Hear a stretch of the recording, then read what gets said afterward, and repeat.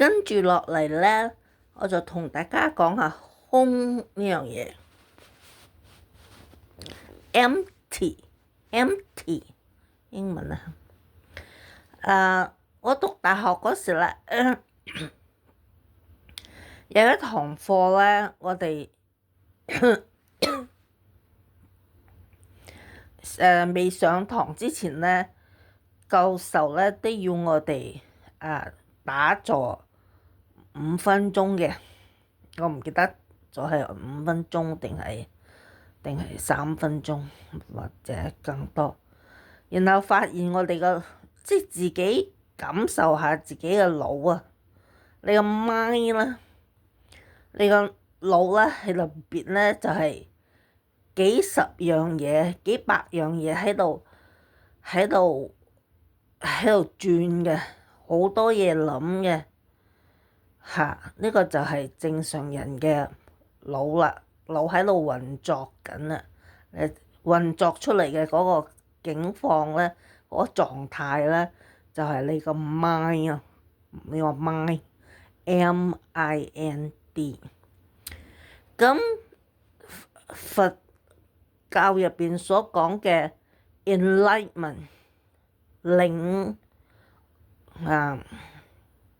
覺悟佢覺悟咗之後咧，佢係咩回事咧？就係你個腦唔再有嗰幾千萬嘅馬喺度奔騰嘅，反而變咗空空如也嘅，咩都冇。嗱，我哋睇下嗱《西遊記》入邊，孫悟空佢個名叫做孫悟空，悟空就係覺悟嘅意思啦。空咧就係你覺悟咗之後嘅嗰個結果就係空嘅。人哋話空門佛教最重要講究嘅空咧，就咩都冇。如果講嗰種乜嘢都冇，係講個腦入邊空空如也，係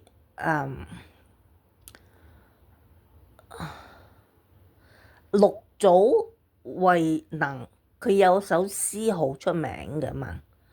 佢話本來無一物，何處惹塵埃。係啦，就可以睇到佢嘅領悟係已經達到一個，即係乜嘢都冇，空空如也，所以呢，係根本就冇嘢喺入邊，已經講明咗佢嘅修行，佢嘅去到佢境界呢，已經達到空嘅境界啦。本來無一物啊，乜嘢都冇㗎咁佛門所講個空呢，仲唔係話係我對佛教了解亦都唔深嘅，純粹係門外漢咁講幾句啦。佢個空唔單止係塵世間個空，塵世間嗰個空即係你冇親戚啊，冇物質嘅嘢啊，嗰個空 OK，嗰個係一個空。然後佢最重要嘅空咧，就係個腦個 mind 你嘅思想上面空空如也。呢個空就係得道之後嘅空，覺悟咗之後嘅空。呢個空先至係佢哋去追求嘅嗰樣嘢。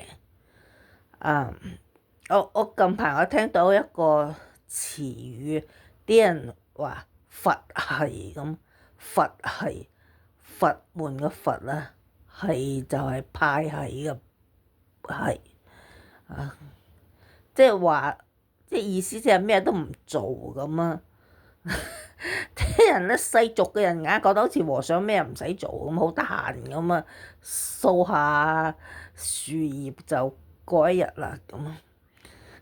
所以咧，佢哋話我係好佛系噶，意思即係我咩都唔做噶，都唔使做嘢，唔做嘢嘅，即係躺平嘅另外一個詞彙咯。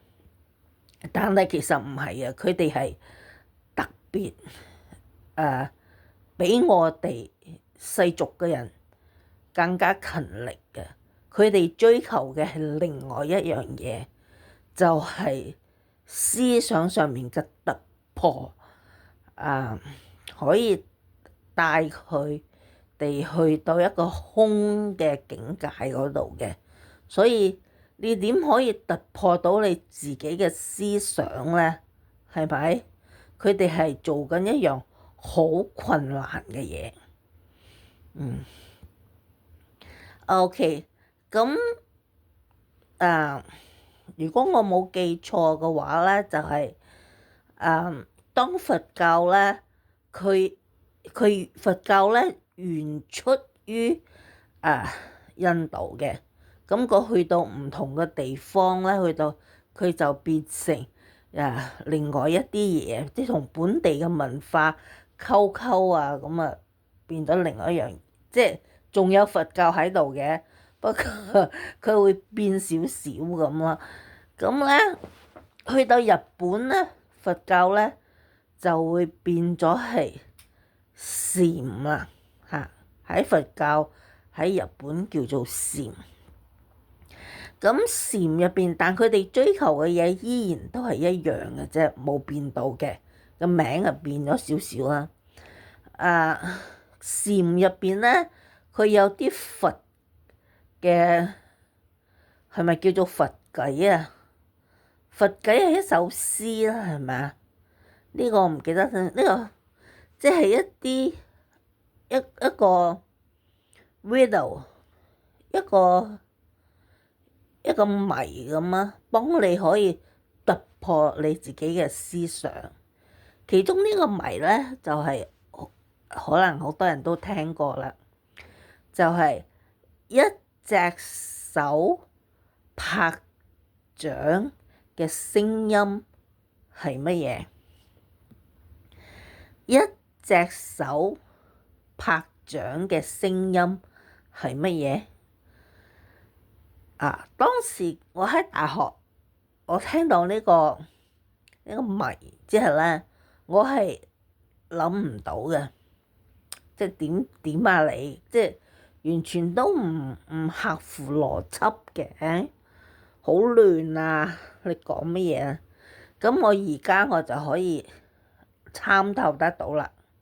一隻手自己同自己拍掌嘅話，係冇聲音嘅喎，係無喎，係咪？一隻手自己同自己拍嘅話，佢係冇聲音嘅。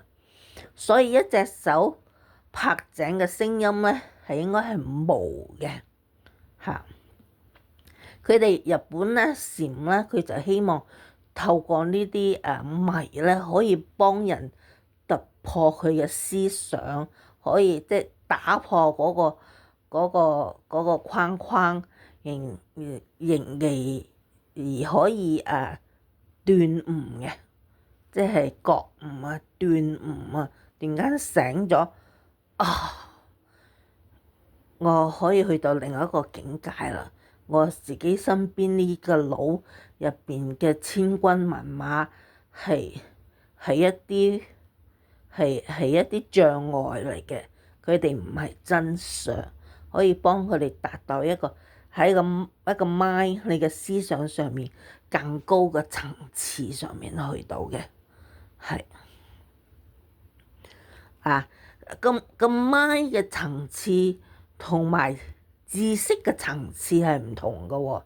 知識嘅層次咧就係好似你數學咁，你開始由加減乘除，然後再上少少就係 algebra 啊、geometry 啊、calculus 啊咁你級呢個咧係知識嘅層次，即係越嚟越深奧啦。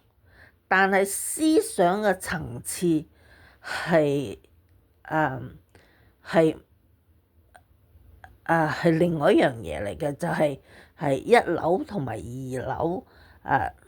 就算你學晒所有最高深嘅數學知識都好啦，都唔可以，你都係停喺一樓嗰度嘅啫。如果你要想去到二樓，唔係通過知識嘅進修，即係更加深奧嘅知識，而係另外一種嘅比較虛無縹緲一啲嘅追求嚟嘅嚇，一啲呢個係我有一個好得意嘅故仔同大家講嘅，就係講一個小和尚佢點可以覺悟到嚇。呢個故仔我睇過所有嘅故仔入邊最精彩嘅一個。OK，咁我留翻下一集我講啦。OK，我真係有啲攰啊。